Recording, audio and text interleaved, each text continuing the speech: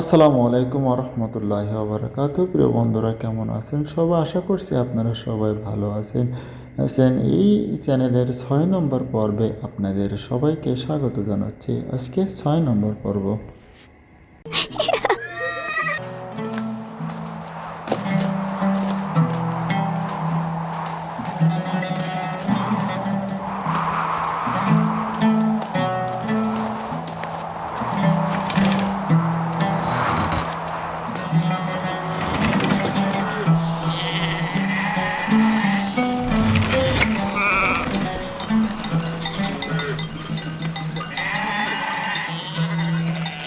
এখন থেকে ভেড়াগুলোর দায়িত্ব সম্পূর্ণ তোমাদের। আমি আর তোমাদের সঙ্গে যাব না, এখানকার লোকজনের খোঁজ খবর নেব। ক্যানানে আসার কারণও আমার সেটাই ছিল। তোমরা কিন্তু সতর্ক থাকবে যাতে ভেড়াগুলো কোনো বিপদে না পড়ে। কোনো চিন্তা করবেন না আব্বাজান, আমরা তো আর বাচ্চা নই। হ্যাঁ, ঠিক তাই। এখন তোমরা যাও, খোদা হাফেজ। সালাম ফুপু ভাইকে। সালাম। সালাম ফুপুজান। সালাম। আল্লাহ তোমার উপর শান্তি বর্ষিত করুক। দেখো দেখো, ইউসুফ এসেছে। সালাম ফুপু। সালাম ফুপু। সালাম। ওকে দেখে রেখো। ঠিক আছে। এসো ইউসুফ এসো।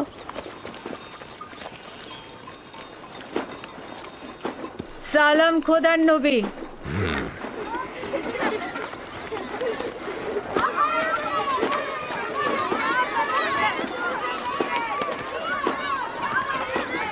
কে বলেছে মাতাহীন বেদনাময়? মাতাহীন আরো সৌভাগ্যজনক। যদি মা ছাড়াই ভালো হয় তাহলে তুমি কেন মরছো না? তাহলে তো তোমার মৃত্যুর পরও তোমার সন্তানের প্রতি বেশি মনোযোগ দেওয়া হবে। আসলে মানে বেলের কোনো খারাপ উদ্দেশ্য নেই। আমি বলতে চাচ্ছিলাম, আপনি ইউসুফকে কত ভালোবাসেন। আপনি ওর জন্য মায়ের মতোই। ব্যাখ্যা করার দরকার নেই। তোমাদের কথার অর্থ খুব ভালোভাবে বুঝেছি। তোমাদের কি হয়েছে? তোমরা মা ছাড়া বালকের প্রতি ভালোবাসা সহ্য করতে পারছো না? তোমরা ইবাদত করবে কি করে?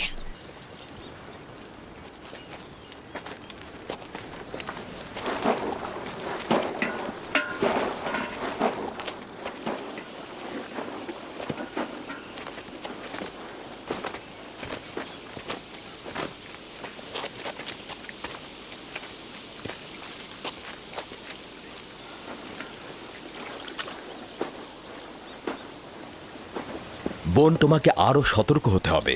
ইউসুফের প্রতি তোমার অতিরিক্ত ভালোবাসা, ভালো খাবার দেয়া, পোশাক পরিচ্ছদে তাকে পরিপাটি করে সাজিয়ে তোলা অন্যদের ঈর্ষান্বিত করবে। সন্দেহ নেই যে ইউসুফের প্রতি লিয়ার চাইতে তোমার ভালোবাসা বেশি। কিন্তু দুঃখের কথা হচ্ছে এই যে এর কারণে ইউসুফ আর তার ভাইদের মধ্যে মতপার্থক্য তৈরি হচ্ছে। বেলহে আর জোলফা তোমার সন্তানদের মধ্যে ঈর্ষা সৃষ্টি করছে। এর মধ্যে লিয়াকে এনো না।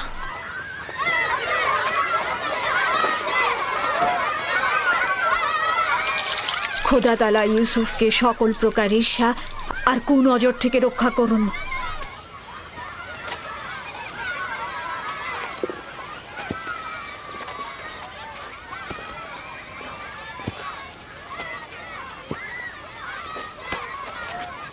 ইউসুফ তাড়াতাড়ি করে ওকে ধরো। জানি না তার জন্য কেন এত চিন্তা করছি। চিন্তার কোনো কারণ নেই। অনুমতি দিলে ওকে এখন নিয়ে যেতে চাই। ও ক্ষুধার্ত। ইউসুফ, জি এদিকে এসো।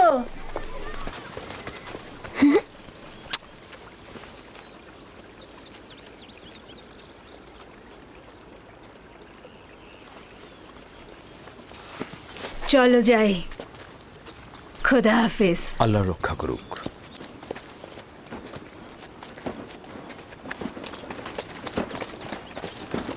আম্মাজান, আম্মাজান, ইউসুফের পোশাক অনেক সুন্দর। ভাইকে ফুপু তার জন্য সেলাই করেছে। আমাদেরও ওরকম পোশাক চাই। আমার ধারণা আব্বাজান আজকে অন্য কোনো কারণে আসেননি। আচ্ছা, কারণটা কি হতে পারে? ইউসুফ, সে ইউসুফের সঙ্গে সময় কাটাবে। না না, এটা কখনোই হবে না। হ্যাঁ, সে পয়গম্বর, সে অবশ্যই মানুষের মাঝে থাকবে, তাদের কার্যাবলী সম্পন্ন করতে সাহায্য করবে। ইউসুফের পোশাক দেখেছো? দেখেছি, অনেক সুন্দর ছিল, সৌভাগ্যবান সে।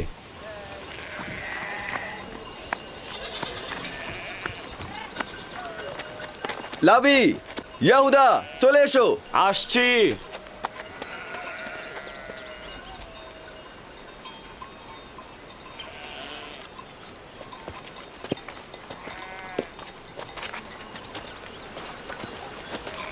তার আপাদমস্তক সুসজ্জিত।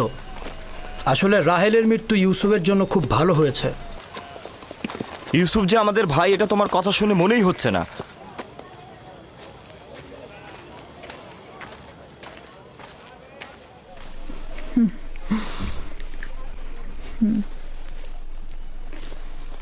এটা পড়ে নাও।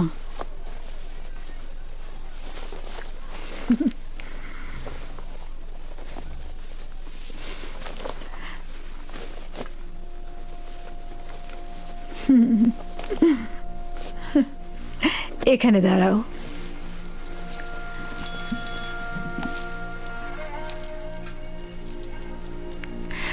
দেখো কি এনেছি। এই কোমর বন্ধনীটি তোমার দাদা জান ইসাক নবীর। তার অনেক আশা ছিল যে নবুয়ত প্রাপ্তি হবে সেই এই কোমর বন্ধনীটি ব্যবহার করবে। আমি তোমাকে এটা পরিয়ে দিচ্ছি। কোমর বন্ধনীটা আমার খুব পছন্দ হয়েছে। হজরত ইব্রাহিমের পোশাক আর এই কোমর বন্ধনটি আমার কাছে সংরক্ষিত ছিল। পোশাকটি আমি আমার ভাইকে দিয়েছি, আর কোমর বন্ধনীটা তোমার। সাবধান, হারিও না কিন্তু। আমার ভয় করছে, কেউ কেউ এটা দেখে অসন্তুষ্ট হতে পারে। কে কে হতে পারে? যেমন আমার ভাইজানেরা। একদম চিন্তা করো না, তাড়াতাড়ি করো।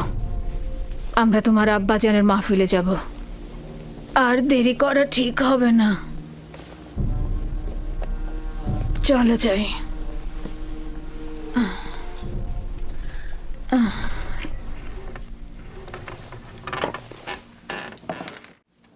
তোমাদের একটা কথা বলি, পরশ্রী কাতরতা, যার দরুন নিয়ামত ও আর্থিক উন্নয়ন ক্ষতিগ্রস্ত হয়, এতে করে ধ্বংস নেমে আসে। পরশ্রী কাতরতা হচ্ছে অন্যের থাকাটাকে সহ্য না করা। পরশ্রী কাতরতা হচ্ছে নিজের সুখ ও সৌভাগ্যের বদলে অপরের অভাব ও অনটনকে নিজের দিকে নিয়ে আসা। তাহলে তোমরা কি এখন বলতে পারবে কে পরশ্রী কাতর?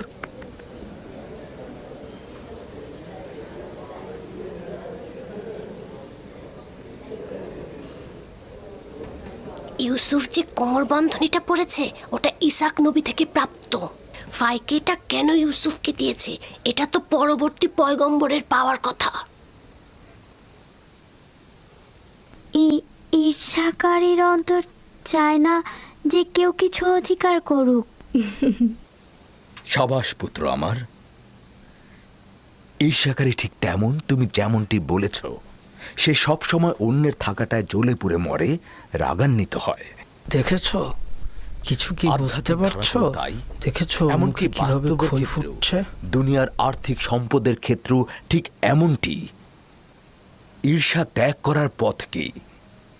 কে এই প্রশ্নের উত্তর দিতে পারবে? এবার ইউসুফ উত্তর দিয়ে দেখাক দেখি। হ্যাঁ, ইউসুফ তো অনেক ছোট, তার স্মরণে সবকিছু নাও থাকতে পারে। আব্বাজান, হিংসুক কি জানে যে এই দুনিয়া একদিন শেষ হয়ে যাবে? সাবাস পুত্র আমার, সাবাস। উত্তরটা ঠিক এটাই তুমি যেটা বলেছ। হিংসুকের অবশ্যই এটা জানা উচিত, দুনিয়া এবং দুনিয়াতে কেউ চিরস্থায়ী নয়। হিংসুক দুনিয়ার কল্যাণ যেমন দেখে না, তেমনি আখেরাতের পুরস্কারও পায় না। হিংসাকারী তার পরশ্রী কাতরতায় কখনোই লাভবান হয় না, এবং সে কখনোই কারো বন্ধুত্ব অর্জন করতে পারে না। পরশ্রী কাতর ও হিংসাকারীর স্থান কোথাও নেই। এই উপলব্ধিটা তাদের থাকলে কখনোই তাদের সংকীর্ণ দৃষ্টিভঙ্গি দিয়ে নিজেকে এবং দুনিয়াকে জাহান্নামের দিকে ঠেলে দিত না। মাতৃহীন একটা ছোট বাচ্চাকে মহব্বত করবে, এটা তো স্বাভাবিক। জননী থাকা অবস্থায় সন্তানকে মহব্বত করবে না, এটাও কি স্বাভাবিক? তাই তো মনে হচ্ছে। তার মানে এই দাঁড়াচ্ছে যে যাদের মা বেঁচে আছে তাদের মহব্বতের দরকার নেই। তাকে তো সব সময় নতুন জামা কাপড় পরিয়ে রাজপুত্রের মতো করে রাখা হয়। আম্মাজানের পক্ষ থেকেও তাকে জানুর উপর বসিয়ে খাবার দেওয়া হয়। দেখোনি তুমি? তুমি ঠিকই বলেছো ইয়াহুদা। আব্বাজান কিন্তু আমাদের সবার চাইতে তাকেই বেশি ভালোবাসে। হতে পারে, কিন্তু সত্যকেও তো অস্বীকার করা যায় না। ইউসুফ তো মেধা সম্পন্ন, তাই না?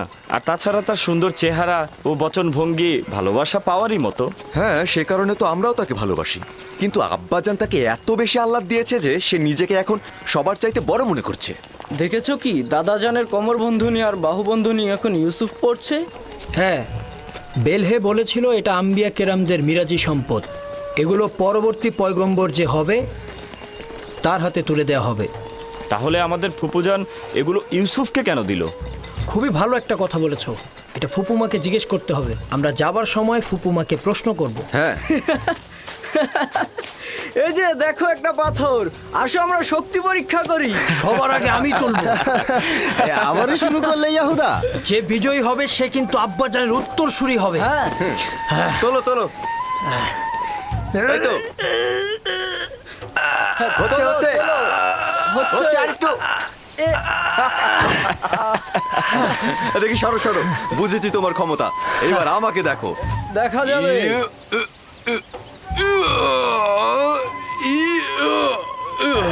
হ্যাঁ, হচ্ছে।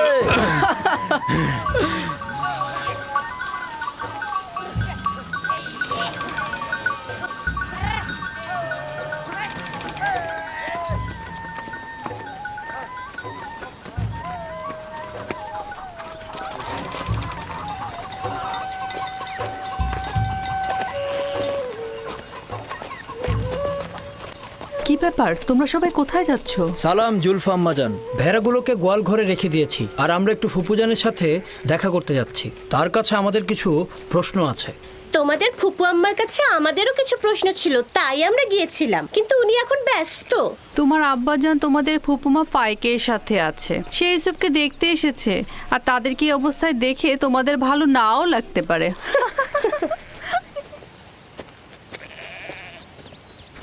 ওইখানে কি হচ্ছে এমন? আম্মাজানরা কিসের যেন ইঙ্গিত দিয়ে গেল। চলো আমরা গিয়ে চলো। দেখি। চলো ইয়াহুদা।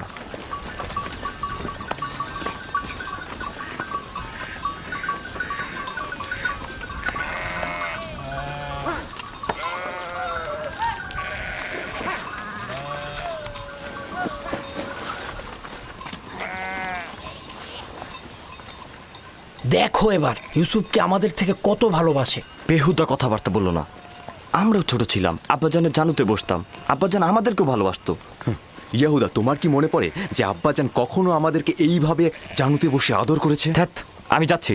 তোমাদের এইসব বকবক আমার একদম ভাল লাগে না।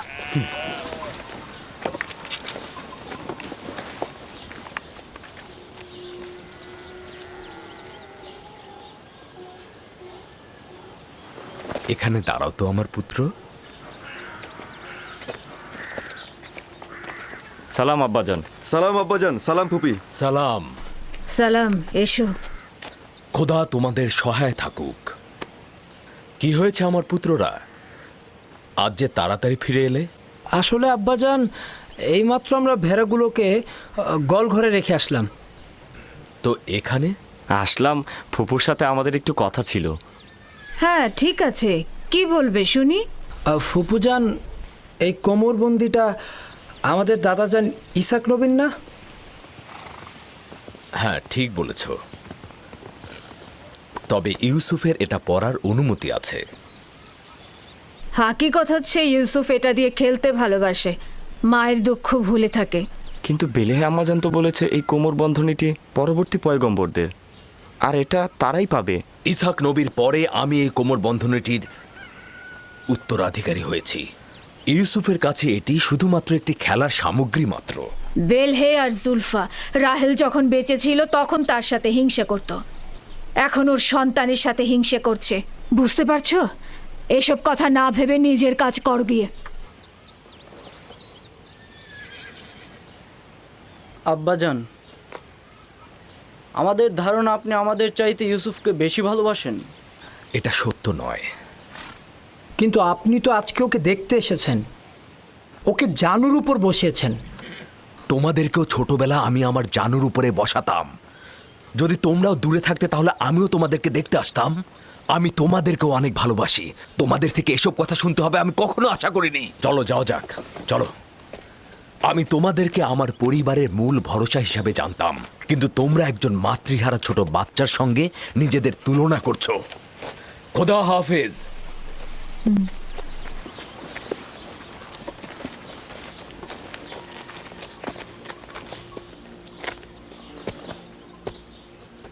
ফুপু, আমার আব্বাজানকে বলবেন আমাকে বেশি মহব্বত না করতে। কেন? আমার ভাইয়েরা এতে অসন্তুষ্ট হয়। আমার বাচ্চা, মায়ের ভালোবাসা তুমি পাওনি, বাবার ভালোবাসা থেকে বঞ্চিত হবে।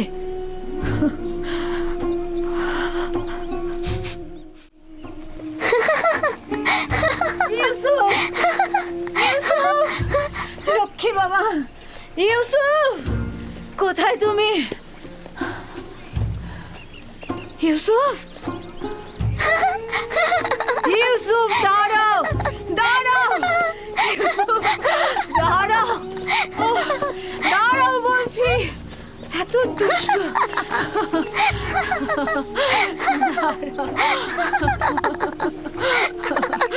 লক্ষ্মী বাচ্চা আমার। চলো।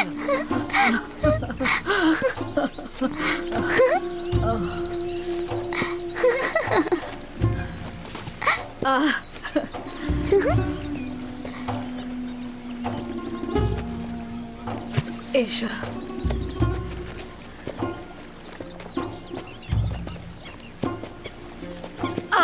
আবার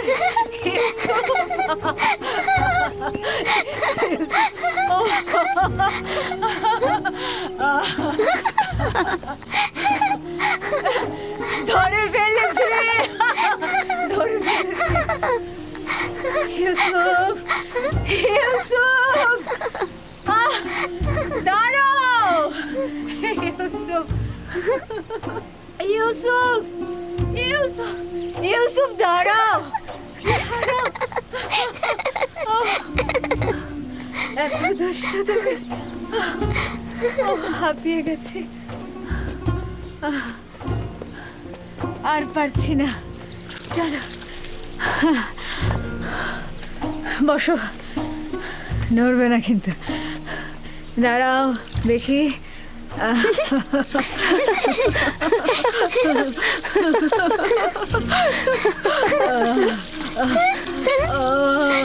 লক্ষ্মী জানা, দাঁড়াও দাঁড়াও, গা মুছাবো। এই তো হয়ে গেছে, ওপরে দাঁড়াও। হ্যাঁ বসো। কি করছো? মুছতে দাও। তাড়াতাড়ি যাও, তোমরা লুকিয়ে পড়ো। দ্রুত দ্রুত করো, দ্রুত লুকিয়ে পড়ো। আমি কিন্তু এখন 20 পর্যন্ত গুনতে যাচ্ছি।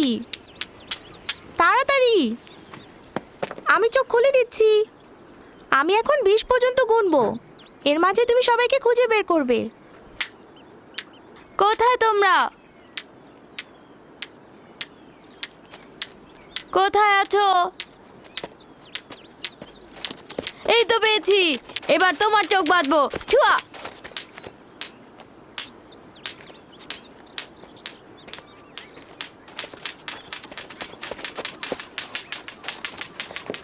এই তো পেয়েছি, এই যে তোমাকেও পেয়েছি। কিন্তু তুমি তো এখনো ইউসুফকে খুঁজে পাওনি। ইউসুফ! ইউসুফ! ইউসুফ! এই ইউসুফ! হ্যাঁ, ইউসুফকে তো কোথাও খুঁজেই পাচ্ছি না। ইউসুফ! ইউসুফ!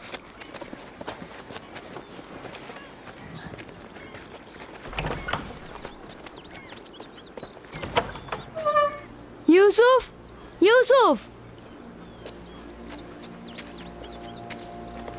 ইউসুফ! খেলা শেষ হয়ে গেছে, বের হয়ে এসো।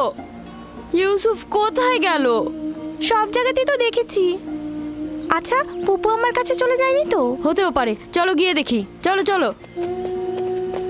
ইউসুফ, ইউসুফ ইউসুফ ইউসুফ, ইউসুফ ইউসুফ। বাসনে ইউসুফকে দেখেছো? কি হয়েছে আগে সেটা বলো। ইউসুফকে খুঁজে পাওয়া যাচ্ছে না। এখানে তো আসেনি, বাইরে দেখো। ফুপুমা ইউসুফকে দেখেছেন? ইউসুফকে খুঁজে পাওয়া যাচ্ছে না। খুঁজে পাওয়া যাচ্ছে না? কেন খুঁজে পাওয়া যাবে না? তোমরা একসাথে খেলো নি? হ্যাঁ, ও তো লুকিয়েছিল, এখন আর পাচ্ছি না। সব জায়গায় খুঁজেছো? হ্যাঁ, আমি এখন ছাদে দেখে আসি। সে আমার ভাইয়ের চোখের মনি, তাকে খুঁজে বের করতেই হবে। চলো বাইরে গিয়ে দেখি। চলো দেখি ওকে কোথায় পাওয়া যায়। ইউসুফ, ইউসুফ ইউসুফ, ইউসুফ তুমি কোথায় বাবা? ইউসুফ ইউসুফ, কোথায় তুমি? ইউসুফ ইউসুফ, ইউসুফ ইউসুফ, ফুপুজান, ইউসুফ উপরেও নেই। ইউসুফ, আমি এখন কি করি? ইউসুফ, ইউসুফ, ইউসুফ, ইউসুফ ইউসুফ, ইউসুফ, ইউসুফ, ইউসুফ ইউসুফ, ইউসুফ, তুমি কোথায়? কোথায় গেল? খেলা শেষ। কোথায় গেল ইউসুফ? ইউসুফ, ইউসুফ, ইউসুফ, বের হয়ে আসো। কই পড়ে যায়নি তো? কই পড়ে যায়নি তো? ইউসুফ, ইউসুফ। তাহলে মালটা আমাদেরকে আগে কুরবানি করতে হবে যদি মহান রব্বুল আলামিনের সাথে সম্পর্ক করতে হয়, তার সাথে ব্যবসা করতে হয়। আর আল্লাহর সাথে যারাই ব্যবসা করবে তারাই ধনী, তারাই ধনী, তারাই বিজনেসম্যান, তারাই শিল্পপতি, তারাই বরকতপূর্ণ মানুষ। আজকে আমরা বিশ্বের বিভিন্ন রাষ্ট্রের সাথে ব্যবসা করতেছি, দেশে বিভিন্ন শিল্পপতি কোটিপতিদের সাথে ব্যবসা করতেছি। তার সাথে ব্যবসা করলে কেমন যেন মনে হয় নিজেকে আমরা ধন্য মনে করি, কিন্তু রব্বুল আলামিন বলেছে আমার সাথে ব্যবসা করো, আমি তোমাকে ধনী বানিয়ে দেবো, তোমাকে সম্পদশালী করে দেবো। কি দিয়ে আমাদেরকে লড়াই করতে হবে? বিআমওয়ালিকুম, আমাদের মাল দিয়ে, ওয়া আনফুসিকুম, আমাদের জান দিয়ে। অনেকগুলো পয়েন্ট, প্রত্যেকটা পয়েন্টের অনেকগুলো কথা। বিআমওয়ালিকুম, এই লড়াই হবে কি দিয়ে? আমাদের মাল দিয়ে এবং আমাদের জান দিয়ে। আমি আলোচনার প্রথম গোড়ায় চলে যাই।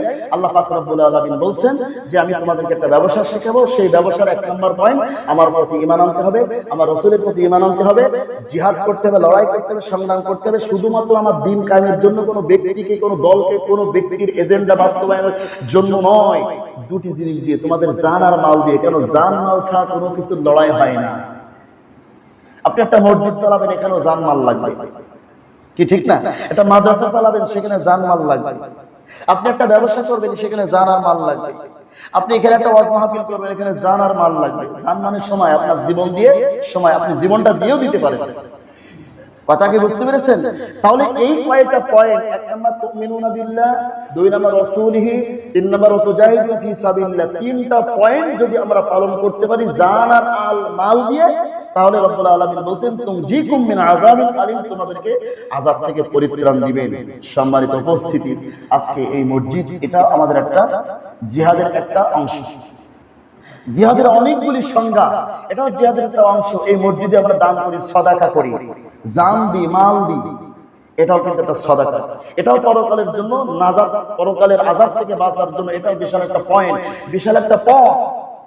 অনেকে আছে আমরা জান দিয়ে দিই কিন্তু মাল দিতে চাই না, তারা একটা আমরা কৃপণ বেশি, কি ঠিক না? কিন্তু আল্লাহ এখানে তো বিআমওয়ালিকুম ওয়া আনফুসিকুম, এখানে আগে চেয়েছেন মাল, তারপরে চেয়েছেন জান। আল্লাহ তাআলা আগে মাল চাননি, আল্লাহ তাআলা আগে জান চাননি। বিআমওয়ালিকুম, আগে মাল চেয়েছেন, তারপর ওয়া আনফুসিকুম, আমাদের জীবন চেয়েছেন। তাহলে মালটা আমাদেরকে আগে কুরবানি করতে হবে যদি মহান রব্বুল আলামিনের সাথে সম্পর্ক করতে হয়, তার সাথে ব্যবসা করতে হয়। আর আল্লাহর সাথে যারাই ব্যবসা করবে তারাই ধনী, তারাই ধনী, তারাই বিজনেসম্যান, তারাই শিল্পপতি, তারাই বরকতপূর্ণ মানুষ। আজকে আমরা বিশ্বের বিভিন্ন রাষ্ট্রের সাথে ব্যবসা করতেছি, দেশে বিভিন্ন শিল্পপতি কোটিপতিদের সাথে ব্যবসা করতেছি, তার সাথে ব্যবসা করলে কেমন যেন মনে হয় নিজেকে আমরা ধন্য মনে করি। কিন্তু রব্বুল আলামিন বলছে আমার সাথে ব্যবসা করো, আমি তোমাকে ধনী বানিয়ে দেবো, তোমাকে সম্পদশালী করে দেবো। সম্মানিত উপস্থিতি, সময় অনেকটা বেড়ে গেছে, আপনারা ঘড়ির দিকে তাকাচ্ছেন, বুঝতে পারছি আসলে ওয়াজের ময়দান না। তবু সর্বশেষে আমি 2 মিনিটের জন্য একটু কথা বলে আমি আমার আলোচনার সমাপ্তির দিকে যাব। জানার আর মালের পয়েন্টটা যেহেতু এসেছে, এখান থেকে আপনাদেরকে একটু ছোট্ট একটু দাবি করবো, সেটা হচ্ছে আপনারা জানেন আপনাদের সকলের টাকায় 5 টাকা 10 টাকা 20 টাকা 50 টাকা আপনাদের সকলের টাকায় তিলে তিলে মসজিদটি গড়ে উঠেছে। আমরা একটা মাদ্রাসারও পরিকল্পনা নিচ্ছি, ইনশাল্লাহ আমাদের সেখানে পরিকল্পনা চলছে। আমাদের ক্যাশ ক্যাপিটাল খুবই কম, যখনই আমরা কোনো কালেকশন করি সাথে সাথে কাজ করে আমরা সেটা সমাপ্তি করে দিই। আমরা ক্যাশে কোনো টাকা রাখি না, সামান্য ইমাম মজুরের বেতনের জন্য সামান্য কিছু টাকা থাকে। যখন কোনো কিছুর প্রয়োজন হয় তখন আপনাদেরকে বলি আপনারা একটু শেয়ার করেন। আপনারা 10-এর লাঠি হাতের একজনের বোঝা হয়, 1-এর লাঠি হয়ে যায়, তো আপনারা একটু সহযোগিতা করেন, তখন সহযোগিতার মাধ্যমে আমাদের সেই কাজটা সম্পন্ন হয়ে যায়। আমাদের এখানে একটা ফ্যানের খুবই প্রয়োজন। এমন কোনো ব্যক্তি আছেন কিনা আব্বার নামে মায়ের নামে, অনেকের আব্বা আম্মা মারা গেছে, একটা ফ্যান কিনে দিবেন, এমন কোনো ব্যক্তি আছেন কিনা? একজন ব্যক্তি একটা ফ্যান কিনে দিতে পারে, আজীবন এখানে ফ্যানটা চলবে, আপনার সব হবে। এই যে ফ্যানগুলো যারা কিনে দিয়েছে, আমরা এখানে শান্তি পাচ্ছি, আমরা এখানে শান্তি লাভ করতেছি, সব কিন্তু তাদের কবরে পৌঁছাচ্ছে যদি তার মা বাপের নামে কিনে দিয়ে থাকে। কি কথা বলেন? ঠিক ঠিক। আসলে তো একটা ফ্যান, অনলি একটা ফ্যান, বেশি দেওয়া লাগবে, হয়ে গেছে আলহামদুলিল্লাহ। একটা ফ্যান যে আরেকজন হয়ে গেছে আলহামদুলিল্লাহ আলহামদুলিল্লাহ। আমাদের ঠিক আছে 2টা, আমাদের আরেকটা কিসের প্রয়োজন ছিল জানো মামা? ও ফ্যান তো 2টা লাগবে, একটা না 2টা ফ্যান। যে 2টা তাহলে হয়ে গেছে আমার 2 মামা, আমার ইমামুল মামা আর আব্দুল মামা, 2টা ফ্যান লাগবে আলহামদুলিল্লাহ, হয়ে গেছে 2জন 2টা ফ্যান দিবেন আলহামদুলিল্লাহ। আপনারা সকলে এইভাবে চেষ্টা করবেন, আমাদের যখন যেটা প্রয়োজন হবে আপনারা পাশে দাঁড়াবেন ইনশাল্লাহ। আমাদের আরেকটা জিনিসের প্রয়োজন হয়েছে, সেটা একজন আমাদের নিউজ দিয়েছে, যেমন আমাদের গ্রামে যদি কেউ মারা যায়, মারা গেলে আমাদের এখানে এমন একটা সমস্যা হয়ে যায় যে আপনার হ্যান্ড মাইকের প্রয়োজন হয়, একটা সাউন্ড বক্সের প্রয়োজন হয়, ওটা আমাদের ব্যবস্থা নাই, যার কারণে আমরা কয়েকজনের সাথে আলাপ করেছি, তবে একজন প্রতিশ্রুতি দিয়েছে ইনশাল্লাহ উনি কিনে দিবেন। আমাদের আক্তার ভাই উনি আছেন কিনা জানি না, 8000 টাকা একজন দিতে চেয়েছেন, খুব ভালো সেট কেনার জন্য পরিকল্পনা নিয়েছি, হয়তো 15000 টাকা লাগতে পারে, ইনশাল্লাহ সেই ব্যবস্থা হয়ে গেছে আলহামদুলিল্লাহ। আপনারা অনেক বড় মনের মানুষ আলহামদুলিল্লাহ। দেখেন সামান্য 1 মিনিটে 2জন ব্যক্তি রাজি হয়ে গেছে। আল্লাহ তাআলা আমাদের সকলকে কবুল করুন, আমিন। আসসালামু আলাইকুম ওয়া রাহমাতুল্লাহি ওয়া বারাকাতুহু। যারা সুন্নাত পড়েন সুন্নাত পড়ে নেন।